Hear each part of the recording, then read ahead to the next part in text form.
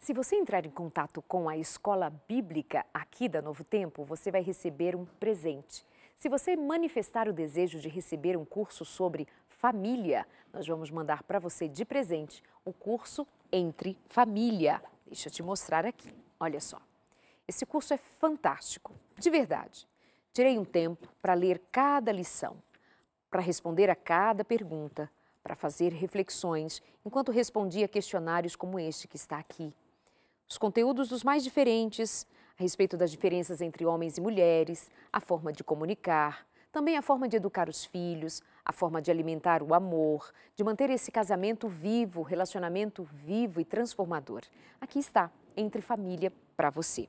Também, se você manifestar o desejo de ter esse material feito com muito carinho em DVD, na apresentação do pastor Gilson, que é pastor e apresentador do programa Além dos Fatos, você vai encontrar aqui uma série de temas envolvendo o apóstolo Paulo, repercutindo temas como casamento, sexualidade, o relacionamento e também outras questões da teologia bíblica.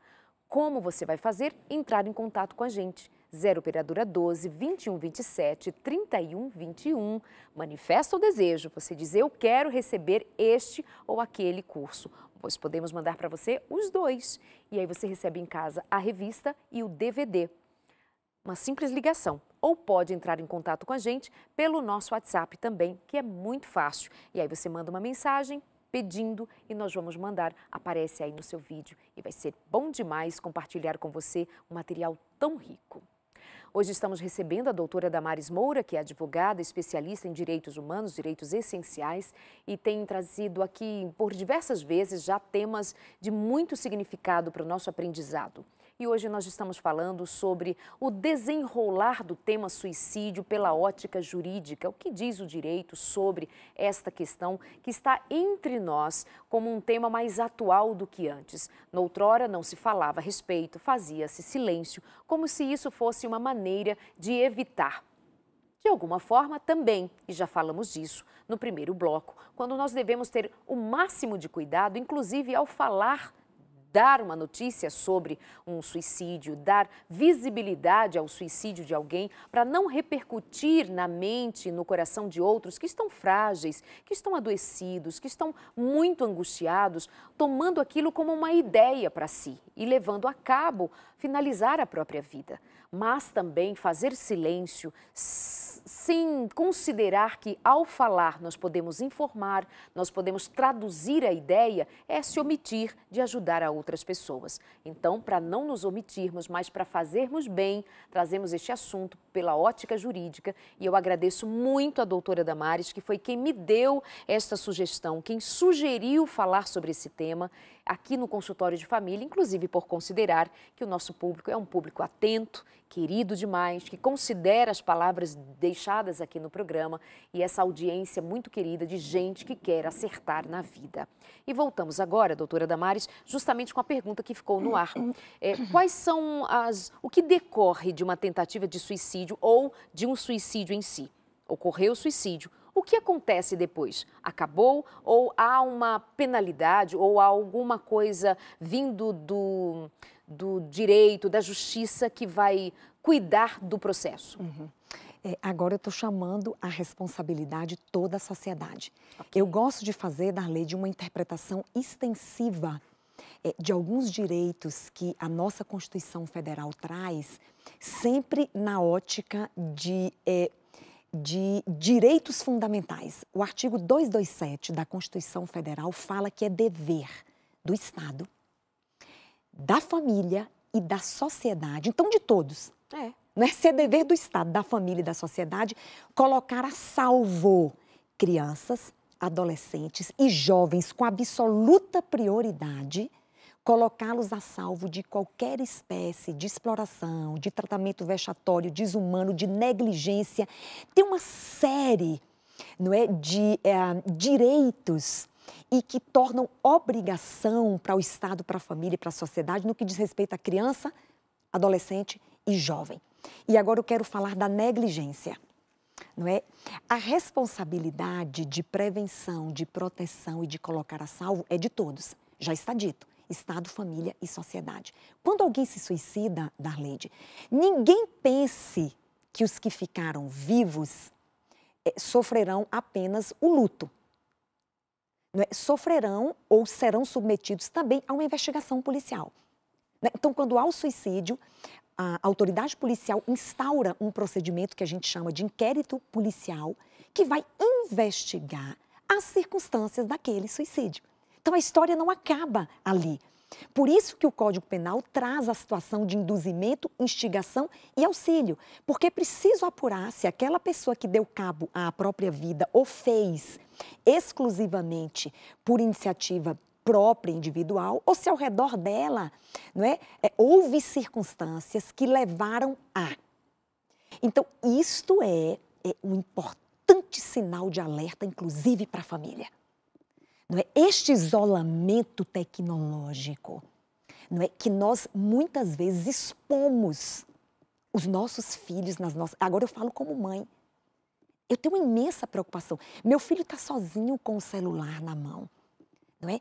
Eu estou expondo o meu filho a um isolamento tecnológico. Não estamos dizendo aqui que temos que abolir a tecnologia. Isso é um processo irreversível. Não é? As pessoas têm tablet, têm celular, têm televisão. Não se trata disso. Se trata de controle. Controle familiar. Não é? Isso é uma coisa que não é apregoada por religiosos, é apregoada por especialistas. Você não pode simplesmente expor seu filho a uma tecnologia indiscriminadamente e ilimitadamente. Fique com ela aí sozinho, veja. Darleide, depois da meia-noite, uma dica muito legal para as famílias.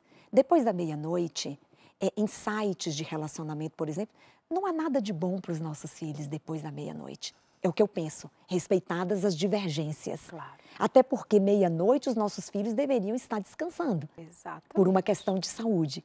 Então, veja, quem está em torno daquele indivíduo que se suicidou ou tentou, ele poderá ser investigado por uma autoridade policial. Porque na dinâmica do suicídio, que é a ideia, o desejo, a intenção, o plano e a execução, não é? Se alguém participou em alguma destas etapas, ou por ação ou por omissão.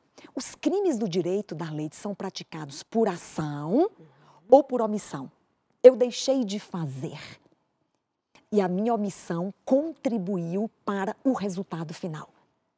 Então, muita atenção em quem está ao redor, em torno daquele indivíduo que tem uma predisposição ou tem qualquer outra coisa que os especialistas apontam. Não existe uma causa única e não deveríamos nunca publicizar ou atribuir sempre o suicídio a uma causa única, não é? Existe uma conjugação, muitas vezes, de fatores que envolvem o indivíduo que leva ao resultado final, né? Portanto, muita atenção, porque quem imagina que depois da morte de alguém não é, nada mais vai acontecer depois de um suicídio, todos ao redor dele poderão estar sujeitos a uma investigação policial para encontrar ou identificar as circunstâncias em que aquilo ocorreu. Poderão ou estarão? Estarão sujeitos. Estarão sujeitos. Passarão por essa investigação. Estarão até para saber sujeitos. se aquilo foi de fato um suicídio ou se foi uma morte. Um homicídio, por exemplo. Um homicídio, exatamente. Homicídio, por exemplo. Certa feita eu fui convidada para visitar uma família onde um menino adolescente havia tentado suicídio. E ao conversar com aquela família, um pai muito choroso, e identificamos ali, juntamente com um pastor, era uma visita pastoral, e então parecia que estava bem a relação daquele menino com seu pai, sua mãe. Mas o pai disse assim: filho, traz os seus desenhos. E ele, ao trazer os desenhos, ele trouxe uma série de desenhos dos mais diferentes do usual para um menino que gosta de arte, simplesmente. Muitos monstros, muitos símbolos de morte. E o pai trouxe também a seguinte questão junto com isso. Aquele menino já havia assistido mais de 300 episódios de uma determinada série que se renovava e repetia, e ele assistia. Então ele falou por alto um número de mais de 300 capítulos de uma série japonesa, inclusive.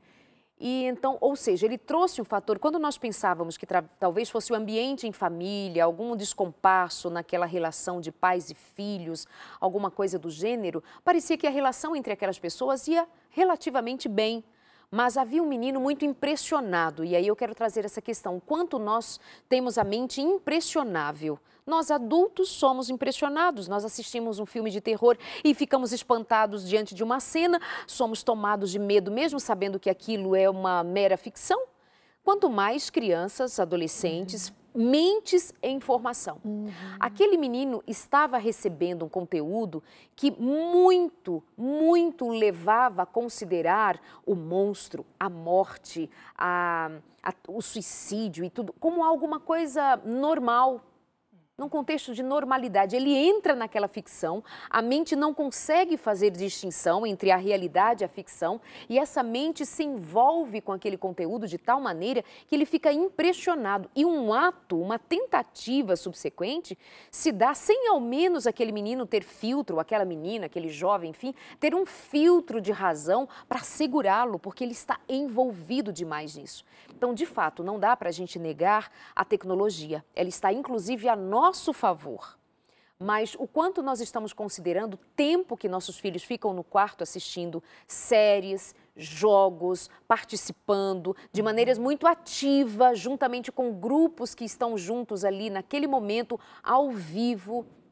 Como é que nós estamos cuidando se desde pequenininhos nós deixamos nossos filhos à vontade? Como eles terão a noção, sem diálogo, sem uma conversa aberta entre os seus pais, sem uma verificação de conteúdo? Então isso é uma responsabilidade nossa, trazendo a questão da responsabilidade em torno de um tema como estes. Nós precisamos começar dentro de casa, olhando à nossa volta e cuidando. Ah, Darleide, mas eu vou invadir a privacidade do meu filho. Um dia uma mãe e um pai pode se deparar com uma cena que será irreversível. Então, que privacidade se nós estamos para proteger, inclusive sendo responsabilizados por isso, se não o fizermos, não é? Exatamente. Darleide, voltando um pouquinho aos números, e não há aqui nenhum conteúdo sensacionalista, mas eu falei no começo que nós estamos tratando de um problema de saúde pública. Exato. No mundo, né? A OMS noticia que a cada 40 segundos, no mundo, acontece um suicídio. Isso significa aproximadamente 800 mil suicídios por ano no mundo. No Brasil, são 45, um suicídio a cada 45 minutos. Um a 45 minutos. A cada 45 minutos. Isso significa, por ano, entre 10 a 11 mil suicídios.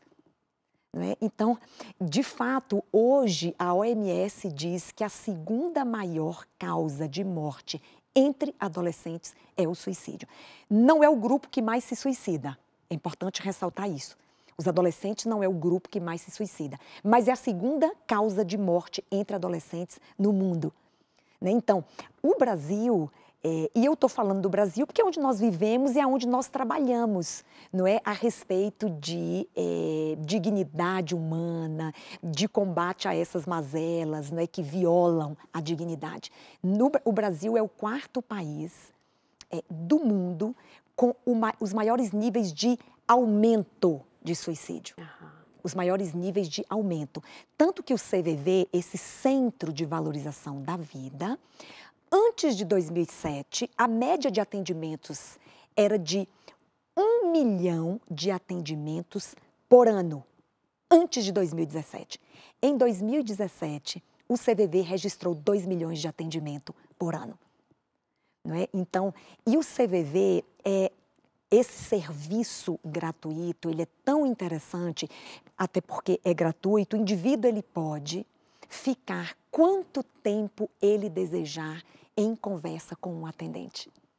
Então, as dores, as desilusões ou qualquer outra circunstância que esteja diminuindo esta vontade de viver, ela pode ser tratada abertamente, ilimitadamente, quanto tempo quiser, ali, através de uma linha telefônica, que já salvou. Imagina, o serviço já tem 56 anos de existência. Quantas vidas foram salvas? Então, há um recurso, há uma ferramenta, não é que a pessoa pode recorrer, não sei se já vamos falar do número, Pode vamos falar, falar no sim, final, claro. é 188. Claro. O governo federal hoje, Darleide, antes a ligação do CVV era paga. Né? Como é uma prestação de serviço público tão relevante para a sociedade, o governo federal agora está subsidiando o CVV para que as pessoas fiquem quanto tempo desejarem no 188. Né? Então, a gente hoje tem esses números, não é, que são de serviço público para atender essas situações e para as questões relacionadas a suicídio, 188, Centro de Valorização da Vida. Perfeito. Então, anota aí esse número, 188, para em algum momento de angústia, de desespero, de não saber com quem falar, e isso é uma questão importante, muitas vezes nós não temos com quem falar em momentos corriqueiros da vida. Imagina alguém que está nesse ciclo desse adoecimento emocional, desse adoecimento, ou em casos desse outro quadro, como trouxemos, que são aqueles que não estão em angústia emocional por si só, mas há uma instigação, há alguém que a leva a este lugar de desejo de morte. Enfim, temos mais uma ferramenta, CVV número 188. Eu queria acrescentar, Darleide, que o Estatuto da Criança e do Adolescente, eu estou sempre ressaltando, não sei se você percebeu, a questão ocorrida na infância e na adolescência, porque é o que os números apontam. O crescimento mais exponencial no Brasil e talvez mais preocupante é exatamente a incidência nestes grupos, infância e adolescência, não é? E o Estatuto da Criança e do Adolescente diz que adolescente é dos 12 aos 18 anos. Por quê? Porque especialistas da área de comportamento humano, que não é propriamente a minha área, é exatamente o período em que está em desenvolvimento, não é, essa face da humanidade, não é, que é aqui, ó, a mente, o cérebro, as habilidades, não é, esse acúmulo é dos 12 aos 18 anos. Então, impor a este grupo informações ou exposições, não é, que eles não estão preparados ainda, não é, para dialogar, para comunicar, para entender, para compreender, é de alto risco. Tem uma pesquisadora que se chama Lisa Elliott. Ela, na verdade, é uma psicoterapeuta da Universidade de Chicago e ela humaniza muito essa questão do suicídio que eu quero trazer aqui agora. Ela falou que o que é fundamental e o que é mais eficaz é a abertura de espaços de diálogo entre pais e filhos. Eu tô exercitando isso no meu relacionamento com o meu filho. Filho, eu quero criar um ambiente, eu quero sempre abrir com ele espaços de diálogos. E mais, o que ela recomenda, Darleide, é interessantíssimo.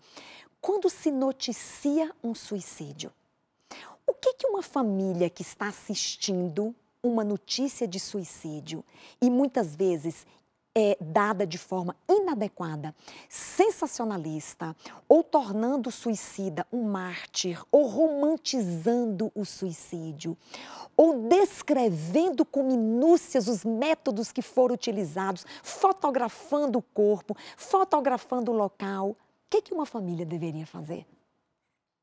Ela recomenda. Deve-se sentar com os filhos naquele momento e perguntar para eles, o que você pensa sobre isso? Ouvi-los, porque desse espaço de diálogo que você estabelece num momento tão ruim, você pode capturar informações, sentimentos e às vezes até intenções que o seu filho tem e que você não saberia se você não abrisse esse espaço de diálogo. Então, aproveite este momento. Ela fala, a pesquisadora, né? Chame seu filho e diga, o que você pensa sobre isso? Você acha que isso aconteceu por quê? E ela chega mais longe. Pergunte ao seu filho, você já teve vontade de fazer isso? Essa ideia já passou pela sua cabeça, mas num ambiente de segurança. Claro. Para você abrir um diálogo desse, naturalmente, você tem que ter um ambiente de segurança.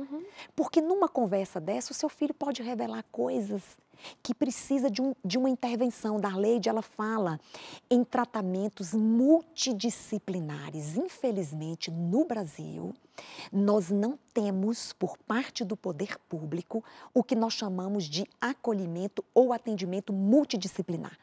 Então, eu não teria ali só, por exemplo, a presença de um psicólogo. Eu teria a presença de um assistente social, eu teria a presença de um atendimento até médico, hospitalar, medicamentoso. Então, assim, isso a gente chama de atendimento multidisciplinar, um educador. O suicídio hoje envolve a discussão de juristas, de filósofos, de educadores, de teólogos, de médicos. Não é por quê? Porque é uma situação híbrida e tão complexa que diz respeito a várias áreas da convivência humana e todos precisam se envolver. Então, o que eu recomendo hoje é que a gente traga essa discussão para um espaço de humanidade. Não existe, Darleide, nada mais humano do que você prestar a alguém que vive o grande dilema entre viver e morrer. Você prestar a esta pessoa a sua generosidade, a sua solidariedade, a sua compreensão. E falando, se você me permite ainda, se a gente tiver tempo, rapidamente, e eu interrompi e me recordo que não concluí. Você falou, e os sinais? Ah, sim. Né? E os sinais de alerta? E eu falei que não são muitos, porque talvez eles se resumem a um, que é a ruptura. Mudanças de comportamento, seja quais forem. Se eu falo de criança e de adolescente, eu estou falando de transtornos do sono. Eu estou falando de problemas na aprendizagem. Eu estou falando da mudança das notas, alunos que tinham um desempenho escolar, acadêmico muito bom e, de repente, esse desempenho, não é, ele diminui. Principalmente o isolamento social. E, Darleide, tem um outro sinal que os especialistas chamam de calmaria. O que é a calmaria? É colocar as pessoas que estão ao redor numa zona de conforto. Então, você estava alerta quanto àquele indivíduo, porque ele sempre estava dizendo. As frases de efeito que a gente pensa assim, isso aí é para chamar atenção. Nunca é para chamar atenção. As frases de efeito já é a terceira fase do ciclo do delegado, que eu mencionei agora, doutor Daniel Ribeiro. Ele não fala da ideia, do desejo e da intenção. Exato. A intenção já é a exteriorização. Quando alguém começa a dizer frases de efeito, né, a vida não tem mais sentido, eu não tenho... criança e adolescente, às vezes, escreve no diário. O diário é alguma coisa que os pais deveriam prestar um pouquinho mais de atenção, ou mais atenção, né? Então, quando a pessoa já diz frases que alguns acham que mas é só para chamar atenção, ela já pode estar na terceira fase do ciclo do suicídio, que é a intenção, já é a expressão da intenção. Então, chamando aqui para nós humanizarmos este assunto, abrir espaços de diálogo entre pais e filhos. A doutora Lisa Elliott diz que não existe nada mais eficaz. E ela fala mais uma coisa. A gente pensa que ocupar a mente de um filho é enchê-lo de obrigações, de atividades. Ele vai para lá, vai para cá, faz curso disso, curso daquilo. Ela diz que não. Ela diz que a forma mais eficaz de você preencher, não é, a mente de uma criança e adolescente é estar com ele. A presença e a escuta. Ela fala da escuta. E ela diz mais, Darleide, o indivíduo que tem uma propensão ao suicídio, ele não quer ouvir você falar. Ele quer falar. Então, empreste os seus ouvidos. A escuta é fundamental. Voltando aos sintomas. Então, mudanças abruptas de comportamento, rupturas, elas são importantíssimas. E isolamento social. Eu considero esses dois comportamentos os maiores indicadores, mudanças. E quem está observando o seu filho ou pessoas da família, quem está preocupado, não é, com estes indivíduos, vai perceber que houve uma mudança de comportamento e deve agora, a partir dali, prestar atenção. E escuta. Vamos escutar mais as pessoas e às vezes falar menos. Exatamente. Muitas vezes quando dizemos coisas como está querendo chamar a atenção, é bom saber que aquele indivíduo certamente está, sim, querendo chamar a atenção para um sofrimento. A gente acha que ele está querendo chamar a atenção de birra, de brincadeira. Não, se alguém está dizendo coisas assim, desse gênero, ele está querendo chamar a atenção é um pedido de socorro. Então a gente torna isso banal, leviano e desconsidera, entra por um ouvido, sai pelo outro, porque, querendo chamar atenção, isso é bobagem. Há alguma situação ou outra que você precisa prestar quanto mais atenção pela personalidade, pelas características, mas de qualquer maneira é um pedido de socorro. Eu me lembro de ter assistido um homem que é conhecido nacionalmente e amado nacionalmente, que é um religioso, o padre Fábio de Mello, quando ele diz da sua irmã, que isso ele contou no programa dele em rede nacional, e ele diz de receber muitas ligações da sua irmã, dizendo frases como essa, falando de angústia, mas dizendo quero morrer, tenho vontade de morrer, desejo morrer. E ele muitas vezes dizia para ela, você quer? Então eu vou te dar uma arma. Então tá bom. Por quê? Do ponto de vista dele, ele já tinha falado tanto, aconselhado tanto, que ele imaginou, então tá, é isso. Mas imaginando, ela não vai fazer, ela não vai chegar ao ponto que chegou. Desencadeou um sofrimento absurdo naquele homem, mas que tem uma generosidade absurda também de abrir o coração e dizer, eu não tive ouvidos para ouvir alguém que me pedia socorro. Sangue do próprio sangue. Então, de fato, precisamos ter mais ouvidos e dar mais atenção a quem nós consideramos estar chamando atenção. Se ela está chamando atenção, algum sofrimento há. E o que eu posso fazer? Num programa não se responde tudo. Essa é uma questão aberta a continuarmos mergulhando e saber como ajudar, como me dispor a ajudar. Mas de pronto, ofereça o ouvido, um abraço, esteja junto. Você não é um profissional, um psiquiatra, não é um psicólogo, não é alguém que tenha ferramentas para isso, mas um abraço todo mundo pode dar, um ouvido todo mundo pode oferecer, um aperto de mão, estou junto com você, isso vai passar e o encaminhamento por onde deva ocorrer uma saída, encontrar uma saída, há de acontecer. Tem gente sofrendo é por falta de amor, tem gente sofrendo é na solidão, mesmo em meio à multidão, é gente que olha para um lado e para outro e diz, por que me serve a minha vida?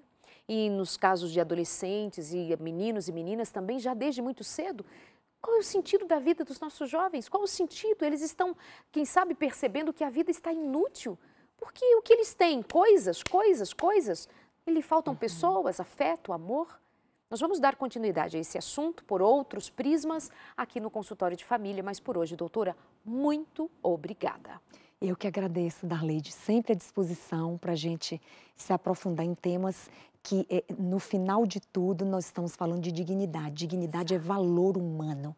E tudo aquilo que subtrai o valor humano, nós precisamos entender que precisamos investir na revalorização e na humanização das pessoas. Muito obrigada. Obrigada. Até a semana que vem com mais um consultório de família. Te desejo muita paz, muito amor de Deus, muita esperança. Até lá.